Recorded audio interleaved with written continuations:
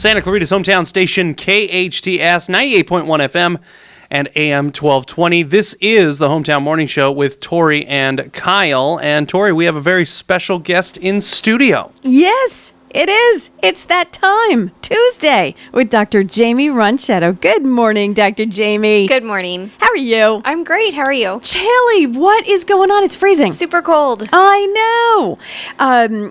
Lots of stuff we want to talk about today. Dogs. Yes. Dogs, anxiety. And I have a whole list of things that I wanted to ask you about and see if you can clue us in on some stuff that we as dog owners may be doing incorrectly. Okay. Sounds good. Dr. Jaimie Ronchetto, by the way, is from Cinema Vet. And if you are in need of any kind of veterinary services, you want to see Dr. Jaimie and her amazing crew over at Cinema Vet, we'll give you all the information at the end of the interview. I want to ask a couple of things. Hugging. Love to hug my dog, but sometimes she's so not into it. Yeah. Why do dogs not want to get that hug?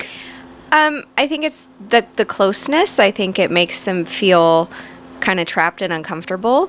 You really have to learn how to read your pet, especially with small children, because small children want to hug no matter what, and they're not going to be able to read those signs. But, some dogs are fine with it and want to snuggle and they would rather be like near you snuggling and cuddling rather than your arms wrapped around them in a big bear hug. Kind of like on their own terms.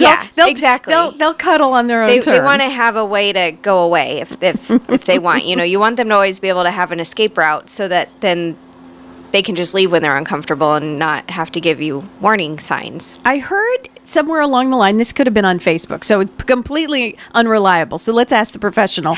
I heard if you hug a dog and they don't like it, their eyes kind of like bug out a little bit, like you see the whites of the eyes a little too much. Is that true? Yeah, we can see that with many different things when they are scared or uncomfortable. That's just one sign. So their ears may be back or down, their tail back or down. Their eyes will kind of get bigger, so you see more of the white of their eye. They literally give you the stink eye. Yeah. So that's definitely a thing. They certainly can, raise their lips, growl a little bit. But some won't even get to that, more. But do they, even if they don't growl or they don't pull away necessarily, because they do love you, unconditional love. Yeah.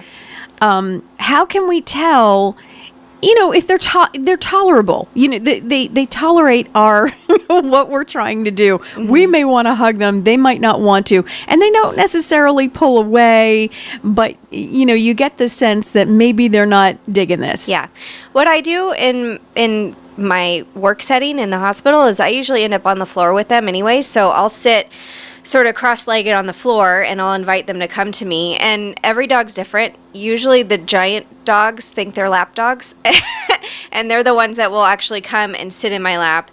And a lot of times it's with their back facing me, so I think they feel more comfortable. Mm-hmm. And then that's an easy way for me to do my exam, but also, the ones that enjoy hugging, they'll usually lean back into me and snuggle into my neck or something, and then I know that they're comfortable. They're the ones that is initiating that type of interaction. Strong fragrances. Yes. Yes or no?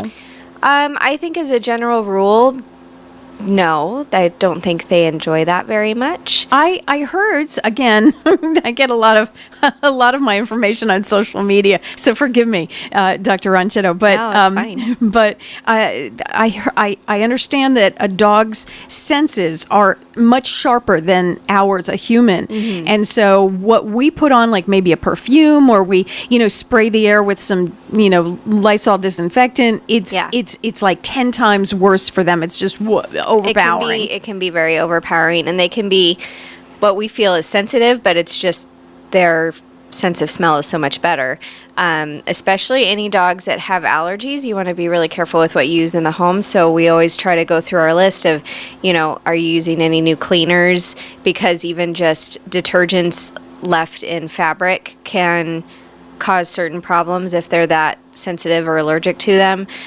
Scented candles, diffusers with certain like very potent types of oils in them can certainly cause those plug-ins. interactions. I understand the plug-ins Yes. aren't good for cats.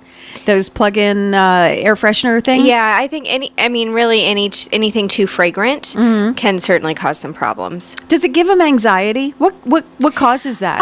I don't know if it's necessarily anxiety, but I think it can be very irritating to their airways. And from that, then we see other problems. You know, we can see coughing, sneezing, asthma type signs, wheezing, anything like that.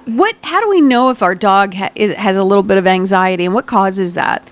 So anxiety, honestly, I think that they get a lot of anxiety from us because we as a culture are kind of anxious people. What? I think.